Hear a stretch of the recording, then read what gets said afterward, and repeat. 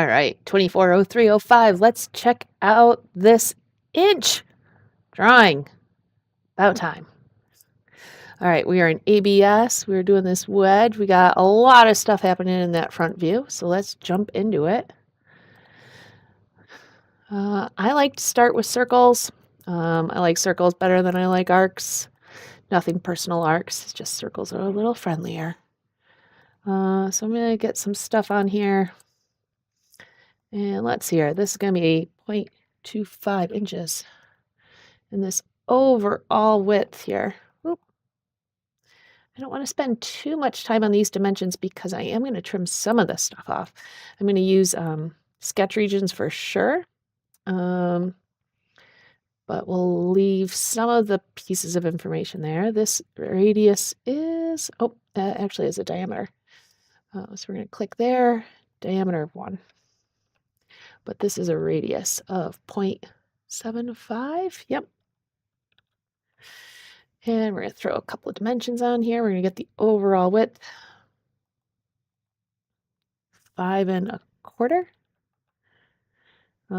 But it's going to go on the right-hand side for 2 1/8. So we go here.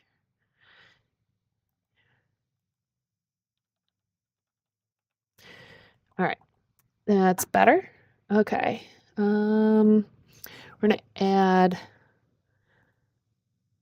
couple of geometry pieces up here, a couple of lines off that one. Actually, this is a perfect opportunity for a tangent line. Okay. So this inner circle diameter is 0.875. And the outer radius is 0.75. We need a dimension, center to the bottom datum,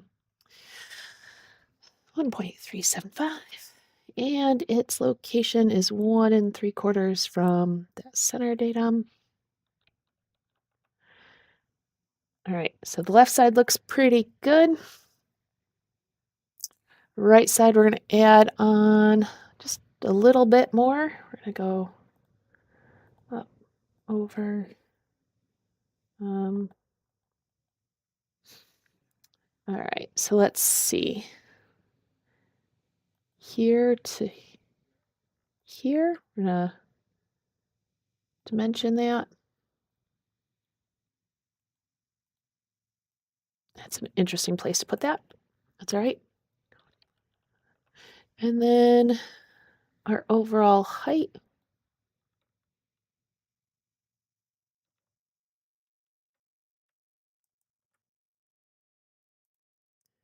is 0.875. And here to here is an angle of 35. All right. All right, I think we can start working with this. All right, so I do have it set to sketch regions. I'm going to start with this shape and extrude that. We're going to make that symmetric. And the overall width there is in the right view, 2.75. We're going to take this geometry and this geometry, extrude that. Again, oops. Sometimes it's easy to pick there. Sometimes it's easier grabbing the dashboard. 2 1/4. Make sure that looks right. Looks good. Take these two and extrude them. Again, symmetric. And we'll set the width there to be 2. So that from the right side view is 1 1/2 on the inside, plus 1/4, plus 1/4. But then we'll take the same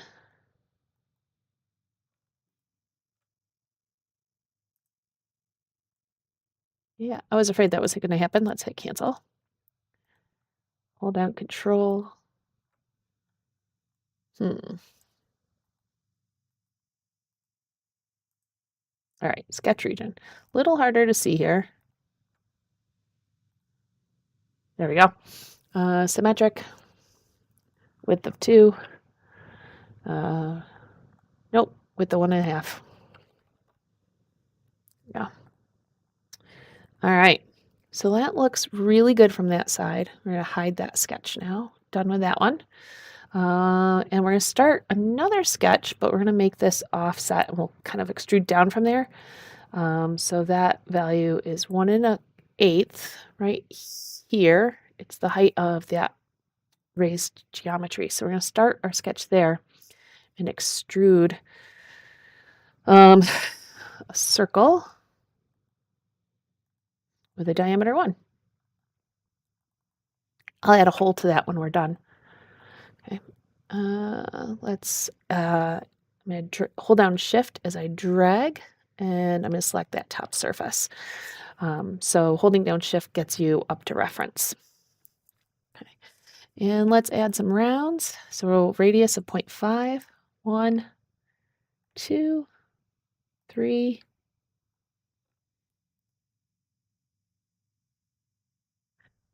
Awfully tricky to grab that one. There we go.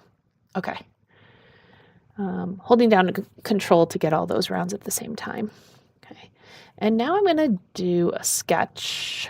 Actually, you know what? We can do this right as an extrude. So we're going to extrude from that top datum plane we created before. I will be honest, I have tried this, and trying to do offset on these edges are kind of tricky. It doesn't do the loop, the surface loop, the way you kind of expect it to. So instead, if you get the bottom line and do a surface loop, that works much better. Okay, so I want it to come in. It's going to come in 0.25. Come on. All right, and then we will add the line. And because this is a extrude, not a sketch region, clean that up with the corner tool. And we will, again, we're going to use Shift again, but we're going to remove material. So we're going to drag this way, hold down Shift, and select the surface, and remove material. Last thing to do is drop a coaxial hole on here. And again, hold down Control to get multiple surfaces. We'll use a drilled hole with a counterbore. Diameter is 0.375. Through to next. Counterbore diameter is 0.625. And the depth of the counterbore is 0.25. And those are shown in the front view. All right, so let's turn off some axes and rotate around. This is looking pretty good. Let's see how we did. And we are going to type in a mass of 0.204. Boom! All right, I like that part.